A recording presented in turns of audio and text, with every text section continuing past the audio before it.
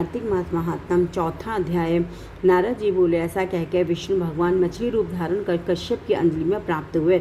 उस मछली पर दया करके मुनि ने उसको कमंडल में डाल लिया। जब वह उसमें भी न समाई तब कुएं में डाला, कुएं से तालाब में, तालाब से समुद्र में डाली गए। तब मत्स्य रूपधारी भगवान शंखासुर को मारते हुए अपने हाथ में दबाकर चंद्रीवन को गए। वहाँ सब ऋषियों को बुलाकर भगवान बोले कि जल के भीतर वेद निमग्न हो गए, वेद निमग्न हो गए हैं, तुम उन्हें ढूंढो और शीघ्रतापूर्वक जल में से निकाल कर रहस्य समेत ले आओ। तब तक उस सब देवताओं समेत प्रयाग में निवास करूँगा। मैं सब देवताओं समेत प्रयाग में निवास करूँगा। नारद जी बोले, तब वो बोली, उन मुनियों ने बीज और यज्ञ मंत्रों सहित वेदों का उद्धार किया। उन ऋषियों में से जिसने जो निकाला वह भाग उसी ऋषि के नाम से प्रसिद्ध हुआ।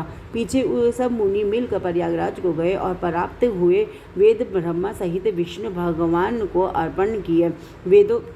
संपूर्ण वेदों को पाकर ब्रह्मा जी ने प्रसन्न हो देव ऋषियों सहित अश्वमेघ यज्ञ किया। यज्ञ के अंत में देवता गंधर्व पन्नग गहुर्क पृथ्वी पर दंडवत कर प्रार्थना करने लगे। देवता बोले, हे देवादि देव, हमारी विज्ञप्ति श्रवण करो। यह हमारी प्रसन्नता का स्थान है, इसे तुम वरदान दो। हे रमापते, इन ब्रह्मा जी ने इस स्थान में नष्ट हुए वेद फिर पाए और हमने यज्ञ के भाग प्राप्त किए हैं। इसीलिए आपके प्रसाद से इस पुण्य इस स्थान पृथ्वी में अत्यंत श्रेष्ठ हो और पुण्य देने वाला हो, और यह महीना भी ब्रह्मा हत्या आदि को दूर कर अक्षय फल देने वाला हो। श्री विष्णु बोले, हे देवताओं, जो बात तुमने कही है यही मुझे भी अभीष्ट है, सो ऐसा ही होगा। यह ब्रह्मक्षेम नाम से सबको सुलभ होगा। सूर्यवंशी राजा भगीरथ यहाँ गंगा जी को लावेंगे और इस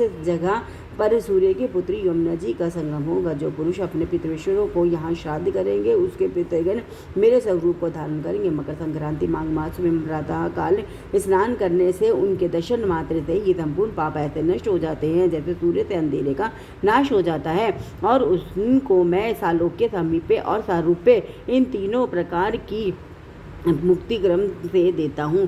हे मुनिवरों, मैं सर्वज्ञ रूप से बद्रीवन में सदैव निवास करता हूँ। जो फल और स्थान 100 वर्ष से मिलता है वह तुमको वहाँ एक दिन में ही प्राप्त होवेगा। उस स्थान के दर्शन करने वाले मनुष्य जीवन मुक्त हो जाते हैं। सूर्य बोले, विष्णु देवताओं से ऐसा कह कर ब्रह्मा जी सहित वहीं अंतर्ध्यान हो गए, और इंद्रादिक देवता भी अंशों से यहाँ रहकर अंतर्ध्यान हो गए। जो मनुष्य शुद्ध चित्त से इस पवित्र कथा को सुनते हैं उनको प्रयागराज और बद्रीवन में जाने का फल मिलता है। कार्तिक मास महात्म की जय। विष्णु भगवान की जय। हरे कृष्ण कृष्ण हरे हरे, हरे राम राम राम हरे हरे। लक्ष्मी नारायण भगवान की जय। गोविंद की जय।